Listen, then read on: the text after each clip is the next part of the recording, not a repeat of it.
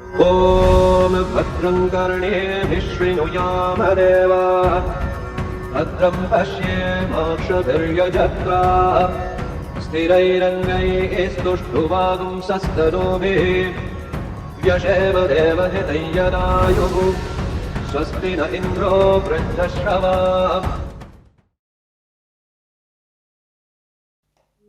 6 ದಶಕಗಳ ಪ್ರಯಾಣ, ಒಂದು ಪರಂಪರೆಯ, ಒಂದು ಬಂಧದ, ಒಂದು ಕುಟುಂಬದ ಕಥೆ. 1964ರಲ್ಲಿ ಮುಂಬೈನ 12 ಹವ್ಯಕ ಕುಟುಂಬಗಳು ಒಟ್ಟಾಗಿ ಸೇರಿ ಒಂದು ದೃಢವಾದ ನಿಶ್ಚಯವನ್ನು ಮಾಡಿದರು. ಸಂಸ್ಕೃತಿಯನ್ನು ಉಳಿಸಬೇಕು, ವಿದ್ಯಾರ್ಥಿಗಳಿಗೆ ನೆರವಾಗಬೇಕು, ಬೇಕೆಂದಾಗ ನಮ್ಮವರ ಕುಟುಂಬಗಳಿಗೆ ಬೆಂಬಲ ನೀಡಬೇಕು. ಈ ಮಹಾನಗರದಲ್ಲಿ ಹವ್ಯಕರಿಗೆ ಒಂದು ಏಕತೆಯ ಹಿತಚಿಂತನಾ ಕೇಂದ್ರವಾಗಬೇಕು. ಹೀಗೆ ಹುಟ್ಟಿತು ಹವ್ಯಕ ವೆಲ್ಫೇರ್ ಟ್ರಸ್ಟ್ ಮುಂಬೈ.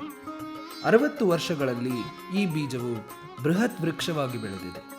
ಇಂದು ಸರಿಸುಮಾರು 1800ಕ್ಕೂ ಮೀರಿ ಸದಸ್ಯರನ್ನು ಮುಂಬೈಯಲ್ಲೇ ಅಲ್ಲದೆ ಭಾರತ ಮತ್ತು ವಿದೇಶದ ಅನೇಕ ಭಾಗಗಳಲ್ಲಿಯೂ ಕೂಡ ಬಾಂಧವ್ಯವನ್ನು ಬೆಸೆದಿದೆ. ಹವ್ಯಕ ಸಮುದಾಯದ ಮೂಲವು ಕರ್ನಾಟಕದ ಮಲೆನಾಡು ಪ್ರದೇಶಗಳಲ್ಲಿದೆ. ಉತ್ತರ ಕನ್ನಡ, ದಕ್ಷಿಣ ಕನ್ನಡ, ಶಿವಮೊಗ್ಗ, ಕೊಡಗು, ಚಿಕ್ಕಮಗಳೂರು ಹಾಗೂ ಕಾಸರಗೋಡು ಜಿಲ್ಲೆಯ ಸುಂದರ ಕಣಿವೆ, ಬೆಟ್ಟ, ಕಾಡು, ನದಿಗಳ ತೀರದಲ್ಲಿ ಹವ್ಯಕರು ನೆಲೆಸಿದ್ದಾರೆ. ಪ್ರಕೃತಿಯ ಮಡಿಲಲ್ಲಿ ಜೀವನ ನಡೆಸಿದ ಹವ್ಯಕರು ತಮ್ಮದೇ ಆದ ಭಾಷೆ, ಸಂಸ್ಕೃತಿಯನ್ನು ರೂಪಿಸಿಕೊಂಡು, ಆಚರಣೆಗಳನ್ನು ರೂಢಿಸಿಕೊಂಡು ವಿಶೇಷವಾದ ರೀತಿಯಲ್ಲಿ ಜೀವನ ನಡೆಸುತ್ತಿದ್ದಾರೆ. ಶಿಸ್ತಿನಿಂದ, ಶ್ರದ್ಧೆಯಿಂದ ಅಧ್ಯಯನ ಮತ್ತು ಆಧ್ಯಾತ್ಮದ ಮೂಲಕ ಬದುಕಿದ ಈ ಸಮುದಾಯವು ಶತಮಾನಗಳ ಕಾಲ ತನ್ನ ಗುರುತನ್ನು ಉಳಿಸಿಕೊಂಡಿದೆ. ಆಧುನಿಕ ಕಾಲದಲ್ಲಿ ಶಿಕ್ಷಣ ಮತ್ತು ಉದ್ಯೋಗಕ್ಕಾಗಿ ಹವ್ಯಕರು ಅನೇಕ ನಗರಗಳಿಗೆ ತೆರಳಿದರು. ಅದರಲ್ಲಿ ಮುಂಬೈ ಪ್ರಮುಖ ತಾಣವಾಯಿತು. ಅವಕಾಶಗಳ ಆಗರವಾಗಿರುವ ಮಹಾನಗರದಲ್ಲಿ ಬುದ್ಧಿಯೊಂದಿದ್ದರೆ ಬದುಕಲು ಕಷ್ಟವೇನಿಲ್ಲ. ಕಾಯಕನಿಷ್ಠರಾದ ಹವ್ಯಕರು ಬಹುಭಾಷಿಕ ನಗರದ ಯಂತ್ರತಂತ್ರಗಳ ನಡುವೆ ತಮ್ಮ ಭಾಷೆ ಸಂಸ್ಕೃತಿಯೂ ಅಡಗಿ ಹೋಗಲು ಬಿಡದೆ ಪರಂಪರೆಯನ್ನು ಇಲ್ಲಿಯೂ ಉಳಿಸಿಕೊಳ್ಳಬೇಕಾದ ಅಗತ್ಯವನ್ನು ಅರಿತರು. ಹವ್ಯಕ ವೆಲ್ಫೇರ್ ಟ್ರಸ್ಟ್ ಆರಂಭದಿಂದಲೇ ಹವ್ಯಕ ಬಂಧುಗಳಿಗೆ ತಮ್ಮ ತವರಿನ ಆವರಣದ ಅನುಭವವನ್ನು ನೀಡುವ ನಿಟ್ಟಿನಲ್ಲಿ ಹಲವಾರು ಕಾರ್ಯಕ್ರಮಗಳನ್ನು ವರ್ಷವಿಡೀ ಆಯೋಜಿಸಿ ಸಂಭ್ರಮಿಸಲು ಅವಕಾಶವನ್ನು ಕಲ್ಪಿಸಿಕೊಡುತ್ತಿದೆ. ಅತಿಥಿ ಸತ್ಕಾರ, ಊಟೋಪಚಾರ, ಗೀತ, ನೃತ್ಯ, ನಾಟಕ, ಯಕ್ಷಗಾನ, ಹರಟೆ, ಹವ್ಯಕ ಪಿಕ್ನಿಕ್, ಹಲವು ಬಗೆಯ ಕ್ರೀಡೆಗಳು, ಪ್ರತಿಭೆಗಳ ಅನಾವರಣ, ಹೀಗೆ ಒಂದಲ್ಲ ಎರಡಲ್ಲ ಮುಂಬೈ ಹವ್ಯಕ ಬಂಧುಗಳು ಒಟ್ಟಾಗಿ ಆಚರಿಸುವ ಹಬ್ಬಗಳು. ತಾಯ್ನೆಲದ ಅನೇಕ ಹವ್ಯಕ ಪ್ರತಿಭೆಗಳನ್ನು ಮುಂಬೈ ವೇದಿಕೆಗೆ ಬರಮಾಡಿಕೊಂಡು ಪ್ರದರ್ಶನಕ್ಕೆ ಅವಕಾಶ ಮಾಡಿಕೊಡುವುದು, ಅವರನ್ನು ಸತ್ಕರಿಸುವುದು ಅಷ್ಟೇ ಅಲ್ಲದೆ ಮುಂಬೈ ಹವ್ಯಕ ಹಿರಿಯರನ್ನು, ಪ್ರತಿಭಾವಂತ ವಿದ್ಯಾರ್ಥಿಗಳನ್ನು ಗೌರವಿಸುವುದು ಇಲ್ಲಿನ ಪರಿಪಾಠವಾಗಿದೆ.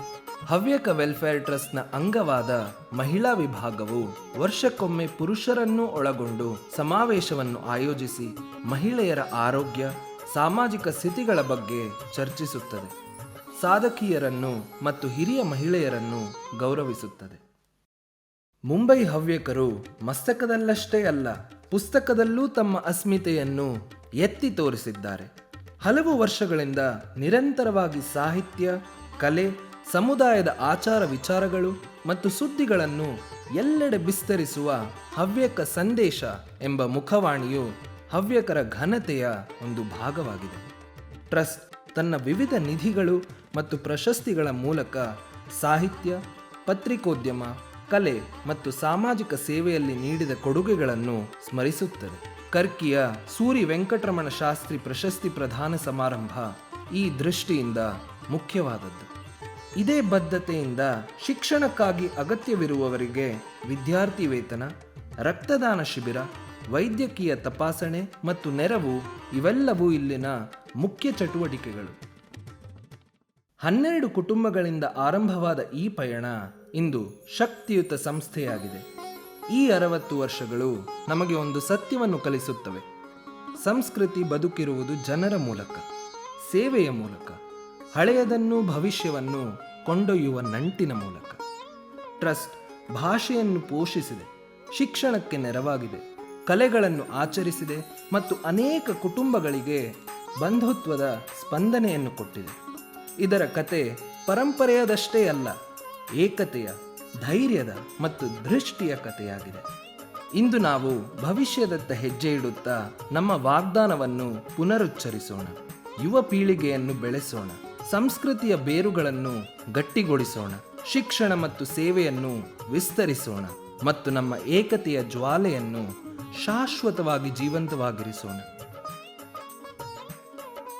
ಸೇವೆ ಬೆಳೆಯಲಿ, ಜ್ಞಾನ ಉತ್ಸಾಹದೊಂದಿಗೆ ಸಾಗಲಿ, ನಮ್ಮ ಬಂಧಗಳು ಪ್ರತಿ ವರ್ಷ ಇನ್ನೂ ಗಟ್ಟಿಯಾಗಲಿ. ಎಲ್ಲರಿಗೂ ನಮಸ್ಕಾರ. ಎಲ್ಲರಿಗೂ ಷಷ್ಠಾಬ್ದಿಯ ಶುಭಾಶಯಗಳು. ಮುಂಬೈ ಅಂತ ಒಂದು ಮಹಾನಗರದಲ್ಲಿ ಹಲವಾರು ಸಂಘಗಳ ಮಧ್ಯದಲ್ಲಿ ನಮ್ಮ ಹವ್ಯಕ ಸಂಘ ಬಹಳ ಸಶಕ್ತವಾಗಿ ಚೆನ್ನಾಗಿ ಕೆಲಸ ಮಾಡ್ತಾ ಇದ್ದೊಳ್ಳಕ್ಕೆ ನನಗೆ ರಾಶಿ ಖುಷಿ ಆಗ್ತಾ ಇತ್ತು. ಇದು ಒಂದೋ ಎರಡು ದಿವಸದಲ್ಲಿ ಆದ ಕೆಲಸ ಅಲ್ಲ, ಅಥವಾ ಒಬ್ಬರು ಇಬ್ಬರು ಮಾಡಿದಂಥ ಕೆಲಸ ಅಲ್ಲ. ಹಲವಾರು ಸದಸ್ಯರು ಕಳೆದ 60 ವರ್ಷದಿಂದ ಪರಿಶ್ರಮ ಬಿಟ್ಟಂಥ ಪರಿಣಾಮವಾಗಿ ನಾವು ಇವತ್ತು ಒಳ್ಳೆ ರೀತಿಯಿಂದ ವಿಜೃಂಭಣೆಯಿಂದ ಷಷ್ಠಾಬ್ದಿಯನ್ನು ಆಚರಿಸ್ತಾ ಇದ್ದೇವೆ. ನಮ್ಮ ಹವ್ಯಕ ಸಂಘದ ಉದ್ದೇಶ ಏನಪ್ಪ? ನಾವು ಹವ್ಯಕರು ನಮ್ಮ ಹವ್ಯಕರ ಸಂಸ್ಕಾರ ಸಂಸ್ಕೃತಿಯನ್ನು ಉಳಿಸಿ ಬೆಳೆಸಿ ರಕ್ಷಿಸಿ ಸಮಾಜದಲ್ಲಿ ನಮ್ಮ ಕೈಲಾದಷ್ಟು ಸಮಾಜಕ್ಕೆ ಸೇವೆಯನ್ನು ಕೊಟ್ಟು ಎಲ್ಲರೂ ಒಟ್ಟಾಗಿ ಒಳ್ಳೆಯ ರೀತಿಯಿಂದ ಬಾಳಬೇಕು, ಬದುಕಬೇಕು ಹೇಳೋದು ನಮ್ಮೊಂದು ಉದ್ದೇಶ. ಈ ಒಂದು ತತ್ವವನ್ನು ಇಟ್ಕೊಂಡು ಕಳೆದ 60 ವರ್ಷದಿಂದ ಹಲವಾರು ಸದಸ್ಯರು ಕೆಲಸ ಮಾಡಿದ್ದಾರೆ, ನಮ್ಮ ಹಿರಿಯವರು ಕೆಲಸ ಮಾಡಿದ್ದಾರೆ, ಈಗಲೂ ಮಾಡ್ತಾ ಇದ್ದಾರೆ. ಇದೇ ದಾರಿಯನ್ನು ಇನ್ನೂ ಹೆಚ್ಚಿನ ರೀತಿಯಿಂದ ನಡೆಸಿಕೊಂಡು ಹೋಗಬೇಕಾದಂತೂ ನಮ್ಮ ಕರ್ತವ್ಯ. ನಮ್ಮ ವಾರ್ಷಿಕ ಕಾರ್ಯಕ್ರಮ ತಮ್ಮೆಲ್ಲರಿಗೂ ಗೊತ್ತು. ಆಟೋಪಾಠ, ಸಾಂಸ್ಕೃತಿಕ ಕಾರ್ಯಕ್ರಮ, ಹಲವಾರು ಕಾರ್ಯಕ್ರಮಗಳು ಆಗ್ತಾ ಇರ್ತವೆ, ನಿಮಗೂ ತಿಳಿಸ್ತಾ ಇರ್ತವೆ. ಈ ಮುಂದಿನ ಎಲ್ಲ ಕಾರ್ಯಕ್ರಮದಲ್ಲಿ ಎಲ್ಲರೂ ಚೆನ್ನಾಗಿ ಕೈಗೂಡಿಸಿ ಭಾಗವಹಿಸಿ, ವಿಶೇಷವಾಗಿ ಯುವ ಪೀಳಿಗೆಯನ್ನು ಮಕ್ಕಳನ್ನು ಕರೆದುಕೊಂಡು ಬನ್ನಿ ಅಂತ ನಾನು ಬೇಡ್ಕೊಳ್ತೇನೆ. ಧನ್ಯವಾದ.